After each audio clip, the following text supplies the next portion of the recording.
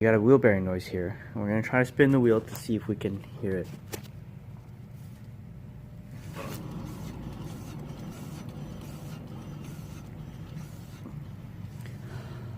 One more time.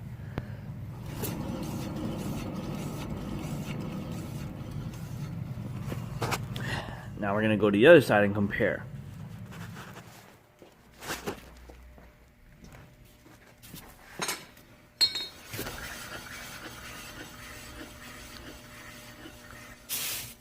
One more time.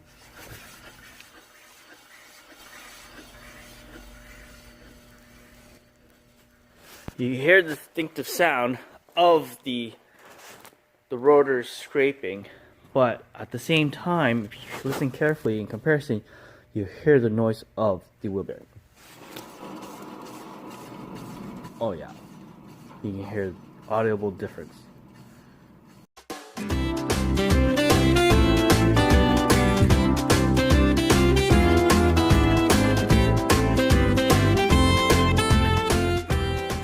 So we got the rotor off.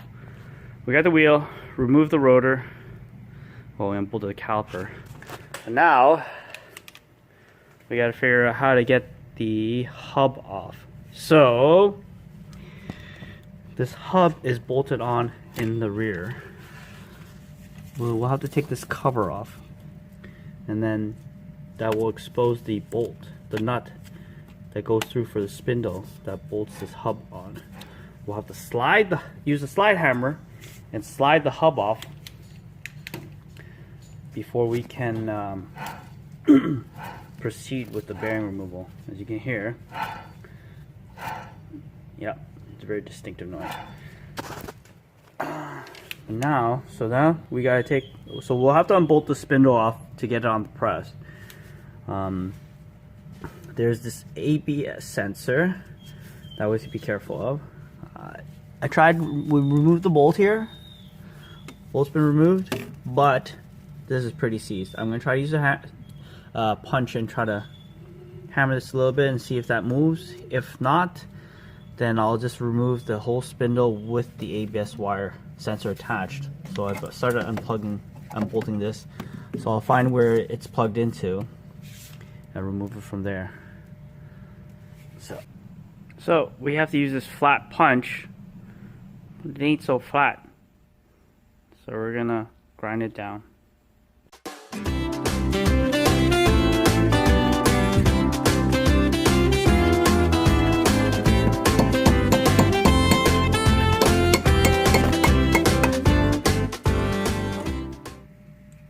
There's the cap. We used the punch and hammered it up. So we hammered the cap off. So let's take a look inside the back of the spindle there. See what it looks like. Oh, can we see? Can we see? There you go. Yep, it's just a big old axle nut. Remove the nut and we're gonna slide the hub off. The thing is, we want to take the hub off separated from the spindle. That way we have leverage that is mounted securely. Because if we remove the spindle and then try to remove the hub, it's going to be very difficult.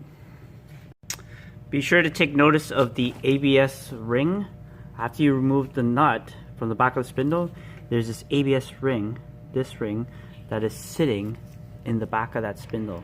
So remove it out, make sure you don't lose it.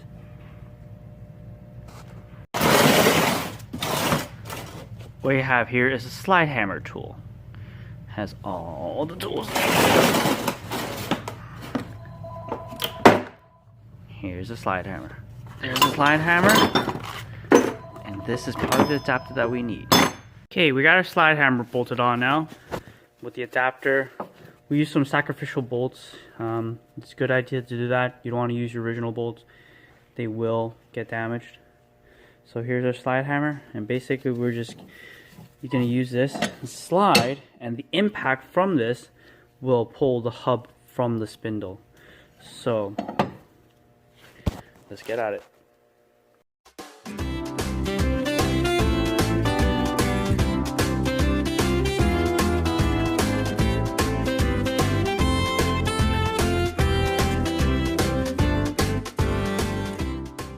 Alright, we got our spindle out. Well, our hub out. That's that. See, there's all the little ball bearings in there. Now what we have to do is we'll have to unbolt the spindle and press out the bearing. It will be the easiest way for us. We don't have the bearing. Sometimes you can get the bearing removal kit, but we don't have that, so we're gonna have to press it out on the press. Okay, now that we have the hub out, we'll have to remove this seal. This is actually a seal. So we'll remove the seal. So be sure to order a new one because it will get damaged when you try to remove this. We'll remove that and it'll expose the bearing clip. There's a clip behind there. We'll remove that and that way we can get the bearing out. Yep, see what I mean? It gets damaged. So, where is our clip? There's our clip. You can see the clip right there. So we'll have to pinch this clip and to remove it. I got the clip out with just a regular pair of needle nose. You don't need no fancy clip removal tool. It does help though if you have a nice fancy one. So that clip goes in there and it's out now. Ta-da! It's gonna remove the whole spindle and put it on the press. So we got this upper ball joint that we gotta remove. Now so we loosened it and left the nut on before trying to tap here. That way we don't end up damaging the thread when we miss-swing. We now have the spindle removed from the car and set up in the press. Using various spacers, we're able to set up the spindle accordingly to remove the bearing. You may need to be creative in using various items such as sockets or used bearings to help with the spacing, whichever you have available. I got the hub off the spindle. A lot of times the inner part of the bearing race gets stuck on the hub, so we'll have to remove that in order to get the new bearing, in order to be able to press the new bearing on. So what we'll try to do is, a lot of times we'll have to grind right here. Be careful not to nick into the hub, the spindle, and crack it and then pry it off. We put a nut onto the end of the spindle of the hub.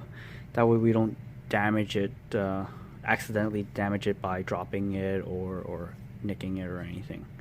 So we're gonna try to grind that off and get this ready. Ta-da!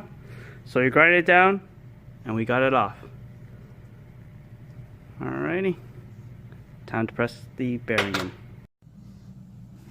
This is our wheel bearing. This is the part number. This is what it looks like. A lot of people think wheel bearings are little balls, or look like balls, but this is the bearing. All the bearings, there's little balls inside. So this is the bearing race, the sleeve for it. So that is our wheel bearing. Okay, be sure to compare the old bearing with the new bearing. Make sure they're similar size, you know, and not too far off. So they look the same. Now what we're gonna do is set this up for the new one. Okay.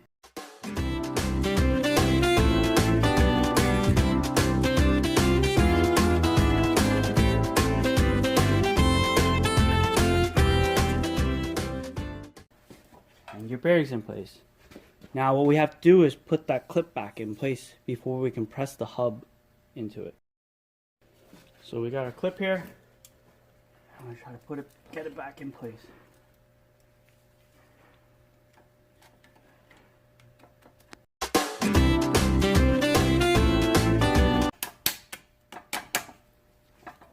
Ta-da, just like that.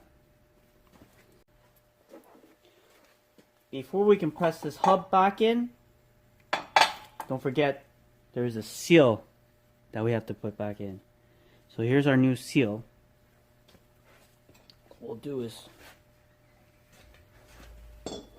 try try to set this up, and we'll press it in place with the press. Let's see. This is nice and flat. Set this guy up.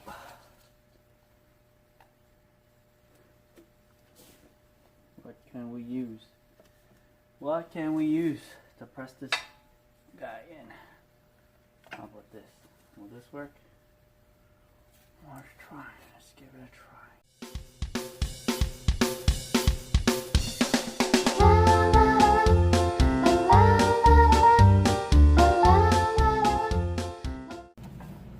All right, what do you guys think? Final product. It's nice and flush. Looks pretty good to me. Yeah? Flush? Yeah? Okay, so what I got here is a 32 mil socket. 32 mil socket, and it's just the right diameter to sit on that race to press it down. So, set this up.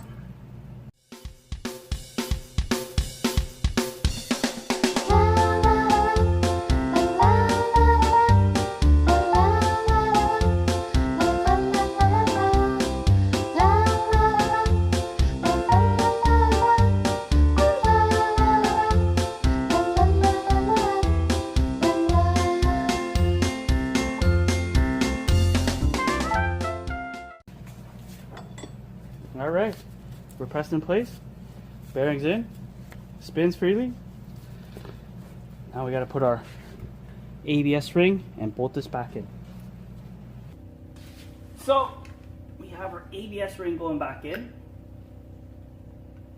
nut on the back.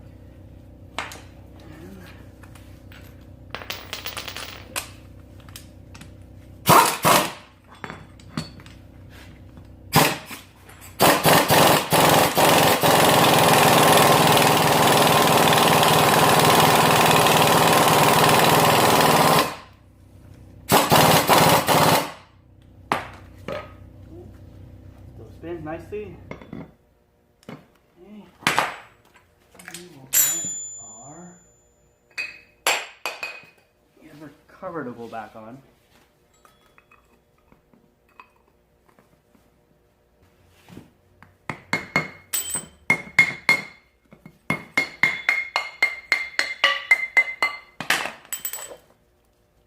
Spin freely. So we're good.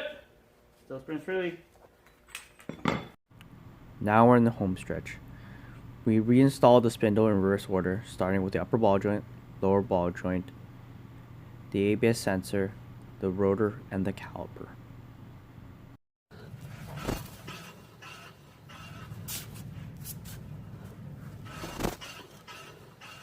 No more wobbling sound.